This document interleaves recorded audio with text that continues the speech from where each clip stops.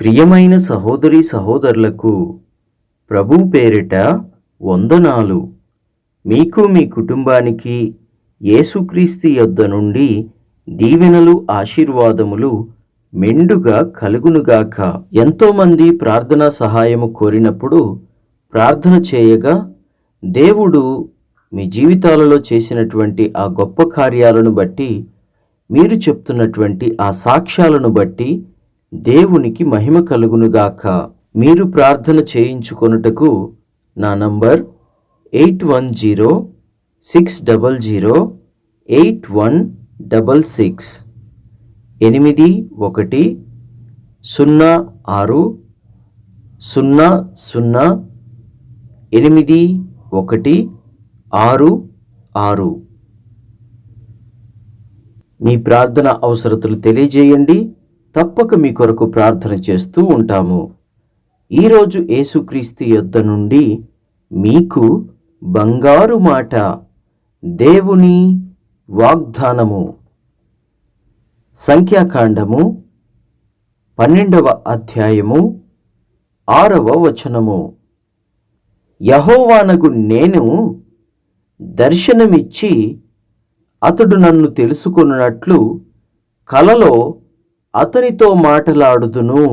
దేవుడు కలల ద్వారాను దర్శనముల ద్వారాను తన చిత్తమును తెలియజేయుచున్నాడు. విశ్వాసులకును సేవకులకును అన్యజనులకును దేవుని ఎరగని రాజులకును జరగబోయే సంగతులను ఆయన ముందుగా తెలియజేస్తాడు, తెలియచేశాడు. నిద్రించుచుండగా వచ్చేటువంటి దర్శనాలు కావచ్చు, ప్రార్థిస్తున్నప్పుడు వచ్చేటువంటి దర్శనాలు కావచ్చు, ఆత్మవశులై ఉండగా వచ్చేటువంటి దర్శనాలు కావచ్చు, కన్నులు తెరవబడి ఉండగా వచ్చేటువంటి దర్శనములు కావచ్చు. ఈ 4 విధములైన దర్శనముల ద్వారా ప్రభువు తన చిత్తమును తెలియజేస్తాడు. ఎంతోమందికి తెలియజేస్తూ ఉన్నాడు, ఎంతోమందికి తెలియచేశాడు. ఫరో ఇశ్రాయేలీయుడు కాదు, అతడు అన్యజనుల రాజు. ఐగుప్తును పరిపాలించినప్పుడు అతడు ఒక కలగంటాడు. దాని ప్రకారం ఆ కలలో ఏమొస్తుందంటే 7 సంవత్సరములు సస్యశ్యామలమైన సంవత్సరములు వస్తాయని, అటు తర్వాత 7 సంవత్సరములు క్షామకాలము అనగా కరువు కాలము, నాశనకరమైన కాలము వచ్చునని అతనికి తెలియజేయబడెను. ఎవరి ద్వారా? దేవుని ద్వారా తెలియజేయబడింది. సమృద్ధిగా పండినప్పుడు ధాన్యములు నిలవజేసి క్షామకాలమును అతడు జయించాడు. ఆదికాండము 41వ అధ్యాయము 1వ వచనము నుండి చూసినట్లయితే ఆ విషయము మనకి తెలుస్తుంది. 2 ఏండ్లు గడిచిన తరువాత ఫరో ఒక కల కనెను. అందులో అతడు ఏటి దగ్గర నిలిచి ఉండగా చూపునకు అందమైనవియు బలిసినవియునైన 7 ఆవులు ఏటిలో నుండి పైకి వచ్చుచు జమ్ములో మేయుచుండెను. వాటి తరువాత చూపునకు వికారమై చిక్కిపోయిన మరి 7 ఆవులు ఏటిలో నుండి పైకి వచ్చుచు ఏటి ఒడ్డున ఆ ఆవుల దగ్గర నిలుచుండెను. అప్పుడు చూపునకు వికారమై చిక్కిపోయిన ఆ ఆవులు చూపునకు అందమై బలిసిన ఆవులను తినివేయుచుండెను. అంతలో ఫరో మేల్కొనెను. అతడు నిద్రించి 2వసారి కలకనెను. అందులో మంచి పుష్టిగల 7 వెన్నులు ఒక్క దండున పుట్టుచుండెను. మరియు తూర్పు గాలి చేత చెడిపోయిన 7 పీల వెన్నులు వాటి తరువాత మొలిచెను. అప్పుడు నిండైన పుష్టిగల ఆ 7 వెన్నులను ఆ పీల వెన్నులు మృంగివేసెను. అంతలో ఫరో మేల్కొనెను, అది కల అని గ్రహించెను. ఐగుప్తు దేశంలో జరిగినటువంటి ఈ సంఘటనంతా కూడా మీకు తెలుసు. ఐగుప్తు దేశంలో యోసేపు చెరసాలలో ఉన్నప్పుడు ఫరోకు ఈ కల వస్తుంది. దీన్ని గ్రహించడానికి ఎవరైనా జ్ఞానులు, మేధావులు, పండితులు ఉన్నారా అని ఫరో ఎంక్వైరీ చేస్తే ఏ ఒక్కడు దొరకడు. దేవుడు యోసేపును హెచ్చించాలని దేవుడు రాజుకు యోసేపు గురించి తెలిసేటట్లుగా చేస్తాడు. అప్పుడు ఫరో అయినటువంటి ఆ రాజు యోసేపును పిలిపించుకుంటాడు. అలా పిలిపించుకున్నప్పుడు యోసేపు ఆ కలభావమును చెప్తాడు, ఆ దర్శనమేమిటో తెలియజేస్తాడు. ఈ సంగతంతా కూడా మనకి తెలిసినటువంటి విషయమే. అంతేకాకుండా బబులోను దేశపు రాజుకు నెబుకద్నేజరుకు సంభవించబో సంగతులను కూడా ఆలోచించుచూ ఉండగా, నిద్రించుచుండగా ప్రభువు రాకడ పర్యంతము జరగనై ఉన్న సంగతులను ఒక ప్రతిమ ద్వారా దేవుడు చక్కగా విశదపరిచాడు.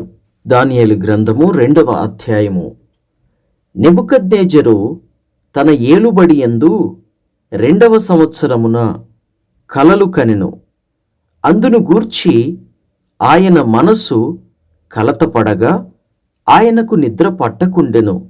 కాగా రాజు తాను కనిన కలను తనకు తెలియజెప్పుటకై శకునగాండ్రను, గారడీ విద్య గలవారిని, మాంత్రికులను, కల్దీయులను పిలువనంపుడి అని ఆజ్ఞ ఇయ్యగా వారు వచ్చి రాజు సముఖమున నిలిచిరి. రాజు వారితో, నేనొక కలగంటిని, ఆ కలభావము తెలుసుకొనవలెనని నేను మనోవ్యాకులము పొందియున్నాను. కల్దీయులు సిరియా భాషలో ఇట్లనిరి, రాజు చిరకాలము జీవించునుగాక. తమరి దాసులకు కల సెలవీయుడి, మేము దాని భావమును తెలియజేసేదము. రాజు, నేను దానిని మరచిపోతుని, దాని కలను దాని భావమును మీరు తెలియజేయని ఎడల మీరు తుత్తినీయులుగా చేయబడుదురు, మీ ఇండ్లు పెంట కుప్పలుగా చేయబడును. కలను దాని భావమును తెలియజేసిన ఎడల దానములను, బహుమానములను, మహాఘనతయు నా సముఖములో నొందుదురు. గనుక కలను దాని భావమును తెలియజేయుడనగా వారు ఆ రాజు ఆ కలను తమరి దాసులమైన మాకు చెప్పిన ఎడల మేము దాని భావమును తెలియజేసదమని మరలా ప్రత్యుత్తరమిచ్చిరి. అందుకు రాజు ఉత్తరమిచ్చినదేమనగా, నేను మరచియుండుట మీరు చూచి కాలహరణము చేయవలెనని మీరు కనిపెట్టుచున్నట్లు నేను బహుగా గ్రహించుచున్నాను. కాలము ఉపాయముగా గడపవలెనని అబద్ధమును, మోసపు మాటలను నా ఎదుట పలుకవలెనని ఉద్దేశించియున్నారు. మీరు కలను చెప్పలేకపోయిన ఎడల నేను చెప్పిన మాట ఖండితము గనుక కలను నాకు చెప్పుడి. అప్పుడు దాని భావమును తెలియజేయుటకు మీకు సామర్థ్యము కలదని నేను తెలుసుకొందును. అందుకు కల్దీయులు ఇలాగు ప్రత్యుత్తరమిచ్చిరి, భూమి మీద ఏ మనుష్యుడును రాజు అడిగిన సంగతి చెప్పజాలడు. ఏ చక్రవర్తియు, అధికారియు శకునగాని యొద్దకు, గారడీ విద్య గలవాని యొద్దకును, కల్దీయుని యొద్దకును ఇట్టి సంగతి విచారింపలేదు. రాజు విచారించిన సంగతి బహు అసాధారణమైనది. దేవతలు కాక మరి ఎవరును ఈ సంగతి తెలియజెప్పజాలరు. దేవతల నివాసములు శరీరుల మధ్య ఉండవు గదా. అందుకు రాజు కోపము తెచ్చుకొని అత్యాగ్రహము గలవాడై బబులోనులోని జ్ఞానులందరినీ సంహరింపవలెనని ఆజ్ఞ ఇచ్చెను. ఇట్టి శాసనము బయలుదేరుట వలన జ్ఞానులు చంపబడవలసి ఉండగా వారు దానియేలును అతని స్నేహితులను చంపజూచిరి. అప్పుడు దానియేలు బబులోనులోని జ్ఞానులను చంపుటకై బయలుదేరిన రాజదేహ సంరక్షకుల అధిపతియగు అర్యోకు దగ్గరకు పోయి జ్ఞానయుక్తముగా మనవి చేసెను.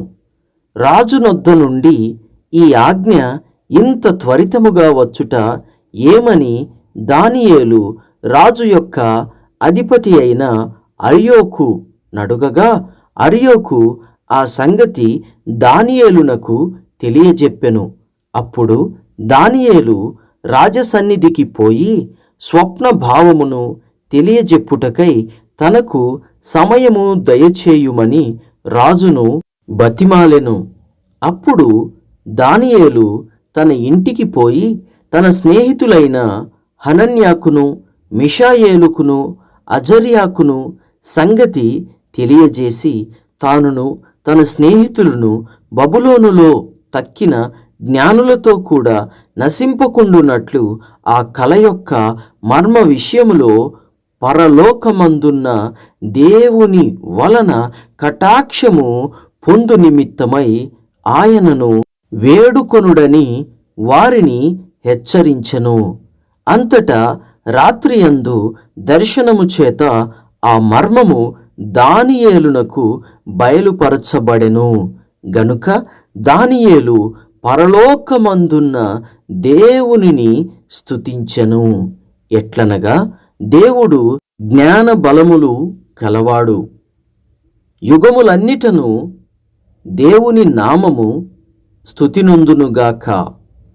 ఆయన కాలములను సమయములను మార్చువాడు అయి ఉండి రాజులను త్రోసివేయుచు నియమించుచు ఉన్నవాడును, వివేకులకు వివేకమును జ్ఞానులకు జ్ఞానమును అనుగ్రహించువాడునై ఉన్నాడు.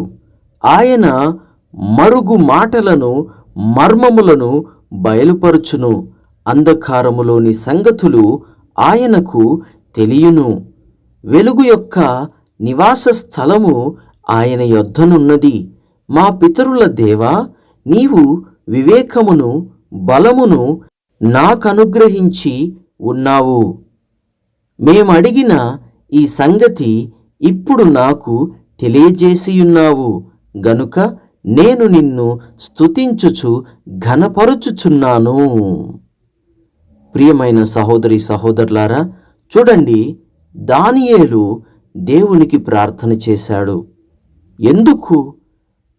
మరణకరమైనటువంటి పరిస్థితి వారి మీదికి రాకుండా ఉండేందుకు దానియేలు ప్రార్థన చేశాడు. ఇప్పుడు రాజుకొచ్చినటువంటి కలభావము రాజుకు తెలియ చెప్పకపోతే దానియేలు తనతో పాటు ఉన్నటువంటి స్నేహితులు కూడా చనిపోవాల్సి ఉంటుంది, చంపబడతారు. అటువంటి పరిస్థితి వాళ్ళ కళ్ళ ముందు ఉంది. అప్పుడు వారు ఏం చేశారు? దేవుణ్ణి వేడుకున్నారు, మొరపెట్టుకున్నారు. అప్పుడు దేవుడు ఆ కలభావమును దానియేలుకి తెలియజేశాడు. మరి మీరు కూడా ఆపదలో ఉన్నప్పుడు, ప్రమాదంలో ఉన్నప్పుడు, కరువులో ఉన్నప్పుడు, రోగముతో ఉన్నప్పుడు, మంచమున పడిపోయినప్పుడు, నీ పరిస్థితులు ఏవి కూడా నీకు అనుకూలంగా లేనప్పుడు నువ్వేం చేయాలి? మొరపెట్టాలి. ఈరోజు నీకున్న సమస్య ఏమిటో నీకు తెలుసు.